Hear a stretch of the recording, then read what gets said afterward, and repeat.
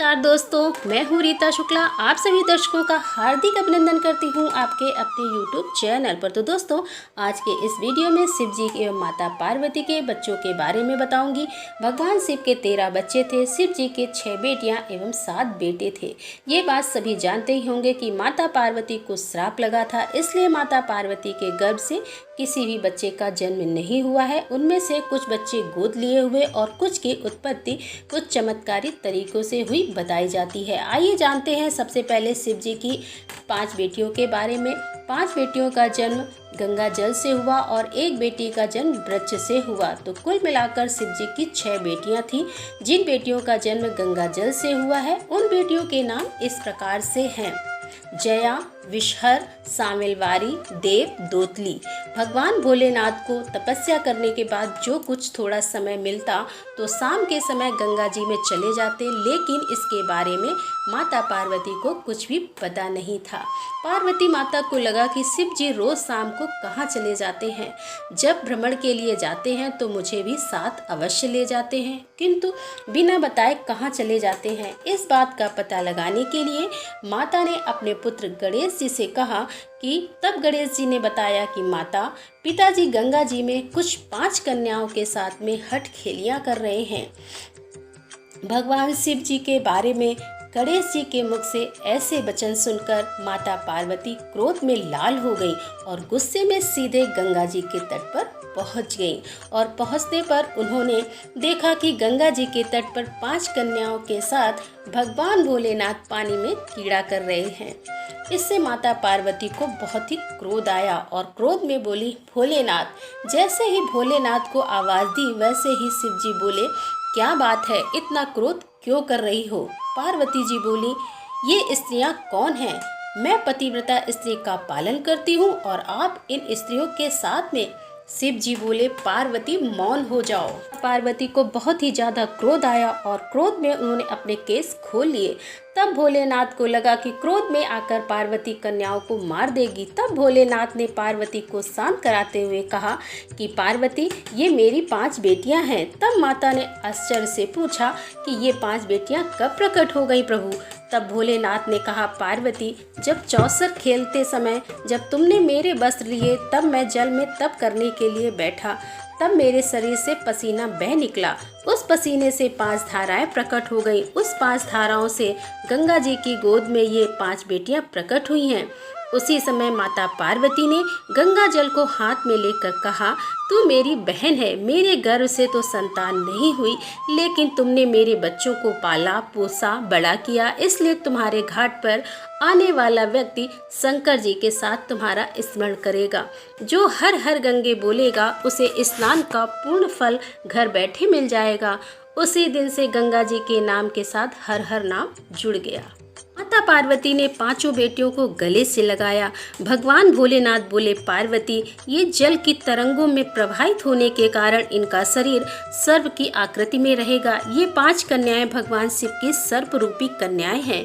नाग पंचमी के दिन दरवाजे के दोनों ओर 5 सर्प बनाए जाते हैं। वह सर्प भगवान शंकर की 5 बेटियां हैं और नाग पंचमी के दिन इनकी पूजा की जाती है। इस दिन पूजा करने का विशेष महत्व बताया गया है। ये थी भगवान शिव की 5 बेटियां। अब हम बात करेंगे शंकर जी की 6ठी बेटी अशोक सुंदरी की। पद्म पुराण के अनुसार अशोक सुंदरी देव कन्या है। माता पार्वती के अकेलेपन को दूर करने हेतु कल्प वृक्ष नामक पेड़ के द्वारा ही अशोक सुंदरी की रचना हुई थी। एक बार माता पार्वती सबसे सुंदर उद्यान में जाने के लिए भगवान शिव जी से कहा। तब भगवान शिव माता पार्वती को नंदनवन ले गए। वहां पर उन्हें कल्प वृक्ष से लगाव हो गया और वह उस वृक्ष को लेकर कैलाश आ गई। कल्प वृक्ष मनोकामना पूर्ण करने वाला वृक्ष है। पार्वती ने अपने अकेलेपन को दूर करने के लिए वृक्ष से एक वर मांगा कि उन्हें एक कन्या प्राप्त हो। तब कल्प वृक्ष ने द्वारा अशोक सुंदरी का जन्म हुआ। तब माता पार्वती ने उस कन्या को वरदान दिया कि उसका विवाह देवराज इंद्र जैसे शक्तिशाली युवक से होगा। उनका विवाह राजा नहुस से हुआ। अब हम जानेंगे कि शिव जी के 7 पुत्रों के बारे में। उन 7 पुत्रों के नाम इस प्रकार से हैं: कार्तिकेय, गणेश, सुकेश, अयप्पा, जलंधर, भौम, अंधक। कथाओं के अनुसार सती जी की मृत्यु के बाद भगवान शिव कठोर तपस्या पर बैठ गए थे। तब तारकासुर नामक राक्षस का अत्याचार बढ़ गया था। तब तारकासुर से सभी देवगण परेशान होकर ब्रह्मा जी के पास गए। ब्रह्मा जी ने कहा कि इस असुर का वध शिव जी के पुत्र द्वारा ही होगा। फिर पार्वती का विवाह हुआ और कार्तिकेय का जन्म होता है और तारकासुर का वध होता है। अब हम जानेंगे गणेश जी के बारे में। एक बार माता पार्वती स्नान के लिए जा रही थी, लेकिन पहरे के लिए कोई नहीं था। तब उन्होंने अपने मैल और उपटन से एक अपने पुत्र का निर्माण किया और पहरे पर खड़ा कर दिया। उसी समय भगवान शिव आए और बालक ने उन्हें जाने से मना कर दिया। तब शिव जी ने क्रोध में आकर उस बालक का सिर काट दिया। फिर इसके बाद हाथी का सिर गणेश जी के लगाया गया। अब हम जानेंगे तीसरे बेटे सुकेश के बारे में। पुराणों के अनुसार राक्षस राज हेती ने भया नामक कन्या से विवाह किया।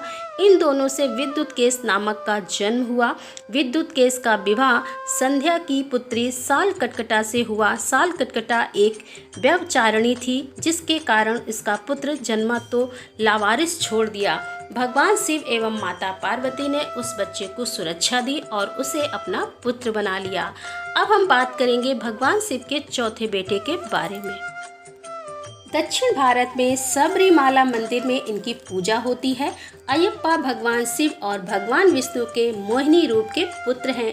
दरअसल मोहिनी रूप में जब भगवान विष्णु प्रकट हुए तो शिव जी उन पर मोहित हो गए और भगवान अयप्पा का जन्म हुआ। भगवान अयप्पा की पूजा सबसे अधिक दक्षिण भारत में की जाती है। अब जानेंगे शिव जी के पांचवें पुत्र जलंधर के बारे में। श्रीमद् देवी भागवत पुराण के अनुसार एक बार भगवान ने अपनी तीसरी आंख से उत्पन्न हुआ तेज समुद्र में फेंक दिया, जिससे जलंधर का जन्म हुआ। जलंधर भगवान शिव जी से बहुत ही नफरत करता था। जलंधर की शक्ति थी उसकी पत्नी वृंदा, जिसके पतिव्रत धर्म के कारण सभी देवी देवता मिलकर भी जलंधर को पराजित नहीं कर पा रहे थे। जलंधर को इससे अपने बल का अभिमान हो गया था और वह वृंदा के पतिव्रत की अवहेलना करके देवताओं की पत्नियों को सताने लगा था। पुराणों की कथा के अनुसार जलंधर देवी लक्ष्मी को विष्णु से छीन लेना चाहता था, इसलिए उसने बैकुंठ पर आक्रमण किया। लेकिन देवी लक्ष्मी ने जलंधर से कहा, हम दोनों ही जल से उत्पन्न हुए हैं, इसलिए हमारा आपका रिश्ता भाई बहन का है। देवी लक्ष्मी की बातों से जलंधर प्रभावित हुआ और वह बैकुंठ से चला गया। इसके बाद वह कैलाश पर जाकर देवी पार्वती को अपनी पत्नी बनाने का आग्रह करने लगा। इससे पार्वती को क्रोधित हो गई और अपने महादेव से जलंधर से युद्ध करने के लिए कहा। वृंदा के सतीत्व के कारण भगवान शिव का हर प्रहार जलंधर निष्फल कर देता था। तब देवताओं ने मिलकर योजना बनाई और भगवान विष्णु जलंधर का वेश धारण करके वृंदा के पास पहुंच गए। वृंदा भगवान विष्णु को अपना ही पति मानकर उनके साथ पत्नी के समान व्यवहार करने लगी, जिसके कारण वृंदा का पति धर्म भंग हो गया और इधर शिव जी ने जलंधर का वध कर दिया। इस पुराण के अलावा कहीं भी जलंधर को किसी भी पुराण में शिव पुत्र की मान्यता नहीं दी गई है। तो अब हम जानते हैं शिव जी के छठे पुत्र भौम के विषय में। कठोर तपस्या में लीन भगवान शिव जी का पसीना भूमि पर गिर गया। इसी पसीने से देवी भूमि को एक पुत्र हुआ। इस पुत्र की 4 भुजाएं थी, वह रक्त वर्ण का था। इस पुत्र का पृथ्वी ने पालन पोषण किया। भूमि का पुत्र होने के कारण इनका नाम भौम पड़ा। मंगल ग्रह को ही भौम के नाम से जाना जाता है। अब जानेंगे 7वें पुत्र अंधक के बारे में। एक बार माता पार्वती ने पीछे से आकर भगवान शिव को अपने दोनों हाथों से आंखें बंद कर दी। इससे संसार में अंधकार सा छा गया। शिव जी ने अपनी तीसरी आंख खोली।